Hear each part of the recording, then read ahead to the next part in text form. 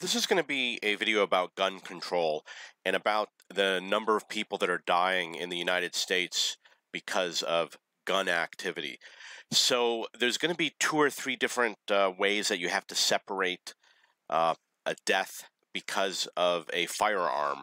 One of them is going to be suicide. There are people that commit suicide using a gun, and they could fit into two categories. They could fit into a category of a death by a firearm or into a category of death by suicide. Suicide encompasses obviously many ways to die. Like, for example, driving your car off a cliff is a car accident, and it could be a suicide also. So then another issue is that a lot of people who die because of guns, it might actually even be half of the number of people, I'm not sure, you should look up the numbers yourself, die because of self-inflicted injuries that are accidental. Accidentally shooting themselves is a large number of gun-related deaths. And then, of course, the third case is when someone intentionally causes harm to another person, a murder, or in the act of a crime, etc. And the point that I'm going to make is that the number of people in the United States that get killed by firearms intentionally, for example, in the form of a crime, is very, very small.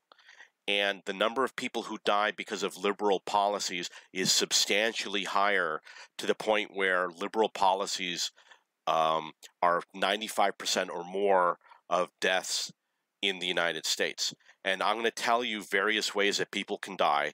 And you can look up what liberals believe about these things. And it might not be a political position, but it might be based on behavior that I've observed. So you've got suicide, which is something that liberals support. It's going to be greater. More people commit suicide than are killed by guns. Abortion is going to be another example. This is way up there. Very large numbers of people are dead because of an abortion, which is, of course, a liberal policy. And then you have alcohol consumption. And obviously lots of people drink alcohol, but in my opinion, it's more of a liberal. There's no such thing as a liberal belief system of not drinking alcohol, but there are many conservatives that do not drink alcohol. I'm a conservative and I do not drink alcohol. There's many religious people who are conservative who do not drink alcohol.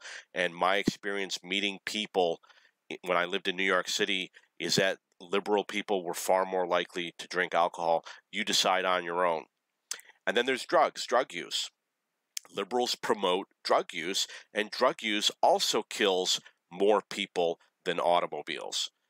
I don't know if there's anything else that's major. There probably is, but as I said, as I went through down the list, car accidents, abortion, drug use, alcohol, suicide, there's probably others.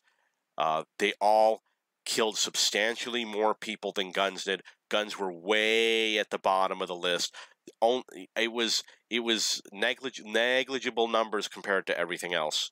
And when people freak out over someone, like let's say a school shooting, I think that there's better solutions. And the argument that they use for gun control, which I believe that there should absolutely be more gun control, but the arguments that they use could apply to so many different things. For example, drugs and alcohol and driving, and the list goes on, and abortion, of course. The big problem with gun control is that gun control punishes lawful uses, and it does not punish the unlawful uses, which is the problem. So it doesn't really solve anything.